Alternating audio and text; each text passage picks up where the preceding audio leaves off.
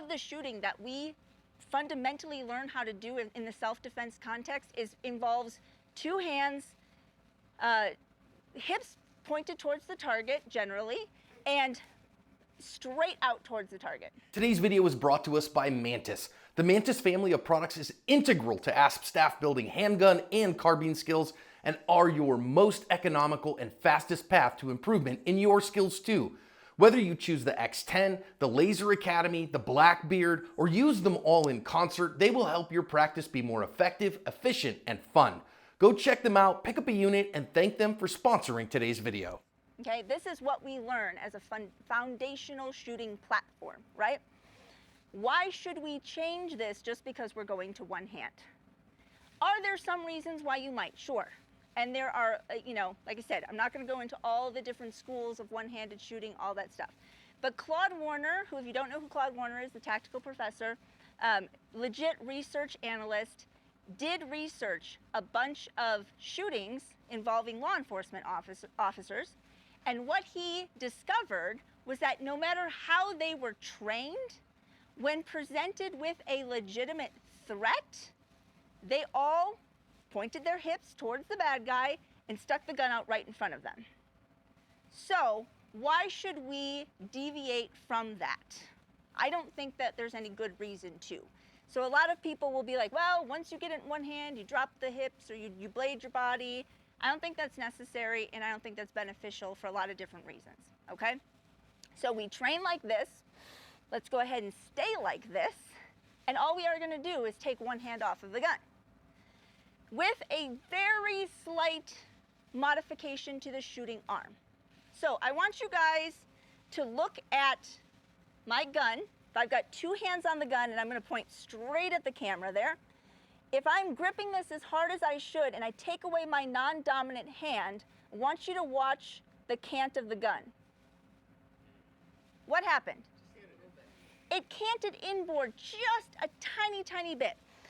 And the reason for that is when we have our muscles activate and all that stuff, our fist, if you put your hands out like this and hold fist, you're kind of feel more natural and strongest if your wrists have just a tiny bit of a cant inboard, okay? So if I have a gun in my hands and I'm pressing it out there and I'm gripping it and my elbows are where they need to be and I take a hand off the gun, I'm just gonna get that ever so slight inboard cant. Totally fine. A lot of people shoot that way, and that works for them. Especially if you're cross-dominant, they might do it on purpose to get the sights in line with their eye. But what ends up happening is the further the gun is canted, the harder it is for you to control recoil. Okay? So, have you ever seen an actual video of anybody shooting full homie? Oh, yeah. What ends up happening? I mean, they don't know where anything's going. And the gun recoils like this. There's zero recoil control. Especially with a dot, how we track our sights is the gun going up and down and like this. So the sights rise up and they go back down. They rise up and they go back down. They rise up and they go back down. If we take this hand off of the gun and we shoot with the sights canted, now our sights are tracking totally differently than what we're used to them tracking. And it takes us a little bit more time, unless we've extensively practiced it, to get our sights back on target the way that we are used to having them come back to target, okay? So that usually ends up adding just a little bit of time. And the further you cant it, the more exaggerated that sight tracking ends up being and the more time you continue to add to getting back on target, okay? Yes, Ross? Question on elbow, because this is something that I struggle with. So I will get lazy and punch my elbow out a little straighter, and it makes it a whole lot easier on me, but that naturally accentuates that. It does. And when I did competition, I didn't care. I was at 45, but then everybody else is like a little less. And now I'm in this weird gray area. So what do you think about elbows? We're getting there. We're getting there, Ross. Hey, Russ, Sorry. keep setting them up. She'll keep knocking them down. I was just setting you up. Yeah, I like it. So, how do we fix that? And this, you can play with this. Again, I give you permission to play with this shooting position.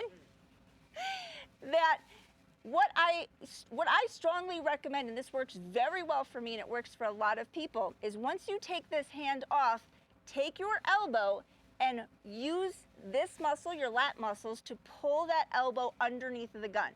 What did that do to the cant of the gun? Put it right back vertically, the way that I want it. Okay? Now when I press the trigger, the sights are going to track exactly the way that I'm used to the sights tracking. So that is the only modification that I am making to my shooting stance at all. Just bringing that elbow, I'm using this lat muscle in my tricep to pull that elbow underneath.